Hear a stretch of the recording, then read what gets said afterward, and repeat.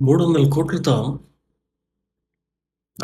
500 క్రోర్స్‌తో according to Chandrababu Naidu గారు ఒకటో రెండో మెడికల్ కాలేజీలు కట్టేసుంటారు. ఇప్పుడు 435 కోట్లు పెట్టి మున్సిపల్ శాఖ మంత్రి నారాయణ గారు మన స్టేట్ ఎక్స్క్లూజివ్ క్యాపిటల్ ఏదైతే ఉందో అమరావతి, అందులో ఉన్న వాటర్ని పంపింగ్ చేసి లేదంటే కెనాల్కి షిఫ్ట్ చేయడానికి 435 కోట్లు ఖర్చు పెడతానంట. దానికి అలకేట్ కూడా చేశారు.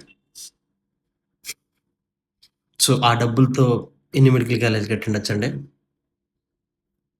అంటే అది కాకుండా ఈ పీపీపీ తీసి ఒక పీ అన్న తీసిస్తే ఒక కాలేజ్ వచ్చేదేమో కదా.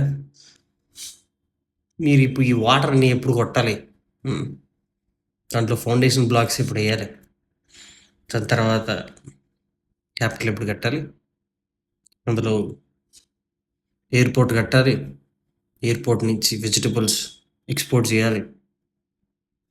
అందరూ చేయండి సార్.